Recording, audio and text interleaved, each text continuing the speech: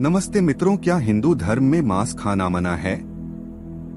हिंदू धर्म में मांस खाना मना है या नहीं है, इस संबंध में कई लोगों के मन में भ्रम है। शाकाहारी भोजन को हिंदू धर्म में उत्तम माना है, किले मांस खाने को लेकर कोई सख्त अनुदेश नहीं दिया गया है। आओ जानते हैं इस संबंध में महत्वपूर्ण जानकारी।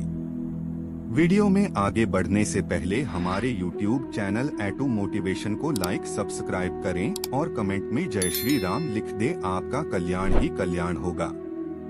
वेदों के अनुसार वेद ही हिंदू धर्म के धर्म ग्रंथ है। वेदों का सार उपनिषद और उपनिषदों का सार गीता है। यहाँ तीनों का मत जानेंगे। वेदों में मांस खाने के संबंध में स्पष्ट मना किया गया है। वेदों में पशु हत्या पाप मानी गई है। वेदों में कुछ पशुओं के संबंध में तो सख्त अनुदेश हिदायत दी गई है, अर्थात जो मनुष्य नर, अश्व अथवा किसी अन्य पशु का मांस सेवन कर उसको अपने शरीर का भाग बनाता है, गौ की हत्या कर अन्य जनों को दूध आदि से वंचित रखता है। हे अग्निस्वरूप राजा, अगर वह दुष्ट व्यक्ति किसी और प्रकार से न सुने तो आप उसका मस्तिष्क शरीर से विदारित करने के लिए संकोच मत कीजिए। गीता के अनुसार गीता में मांस खाने या नहीं खाने के उल्लेख के बजाय अन्न को 3 श्रेणियों में विभाजित किया है। 1. सत्व, 2. रज और 3. तम। गीता के अनुसार अन्न से ही मन और विचार बनते हैं। जो मनुष्य सात्विक भोजन ग्रहण करता है उसकी सोच भी सात्विक होगी। अत सात्विकता के लिए सात्विक भोजन, राजसिकता के लिए राजसिक भोजन और तामसी कार्यों के लिए तामसी भोजन होता है। यदि कोई सात्विक व्यक्ति तामसी भोजन करने लगेगा तो उसके विचार और कर्म भी तामसी हो जाएंगे। मांस 2 तरह के होते हैं, राजसिक और तामसिक। उसको पकाने के तरीके से भी उसकी श्रेणी तय होती है। संतों, ब्राह्मणों और धर्म के कार्य में कार्यरत लोगों को सात्विक भोजन करना चाहिए, लेकिन युद्ध, क्रीड़ा और भयंकर कर्म हेतु लोगों को राजसिक भोजन करना चाहिए। हालांकि तामसिक भोजन कभी नहीं करना चाहिए, क्योंकि यह भोजन राक्षस, पिशाच और असुरों का भोजन होता है। तामसिक भोजन में अच्छे से नहीं धोया गया मांस, बासी भोजन, खराब भोजन, बहुत तीखा और मसालेदार भोजन आदि। सुश्रुत संहिता अनुसार आयुर्वेदज्ञ सुश्रुत अनुसार रोगोपचार में शरीर की पुष्टि हेतु कभी कभी मांसाहार करना जरूरी होता है। सुश्रुत संहिता अनुसार मांस, लहसुन और प्याज औषधीय है।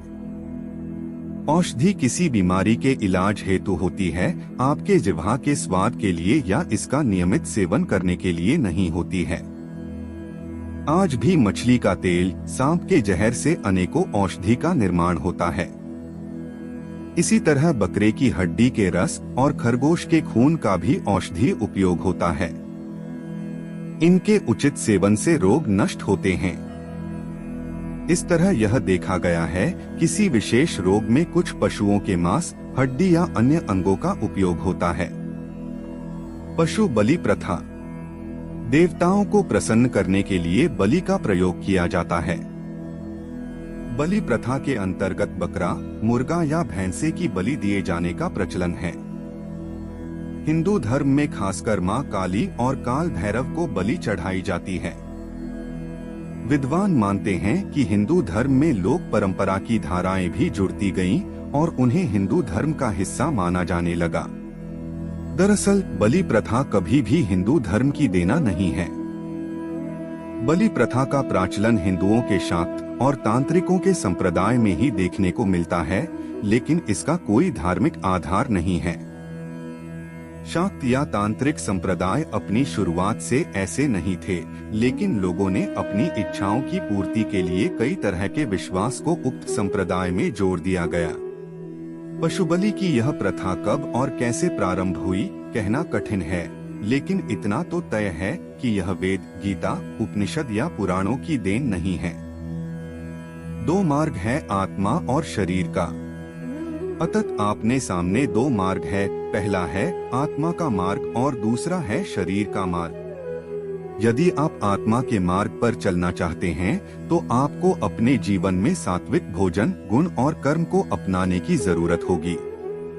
यदि आप सांसारिक मार्ग पर चलकर शरीर को पुष्ट करना चाहते हैं तो आपको तय करना है कि आपको क्या खाना और क्या नहीं खाना है। हालांकि हिंदू धर्म मांसाहार खाने की सलाह या अनुमति नहीं देता है। खासकर हिंदू धर्म में अश्व, नर, गाय, श्वान, सर्प, सुअर, शेर, गज और पवित्र पक्षी हंसादि का मांस खाना घोर पाप माना गया है। आज के लिए बस इतना ही, मिलते हैं।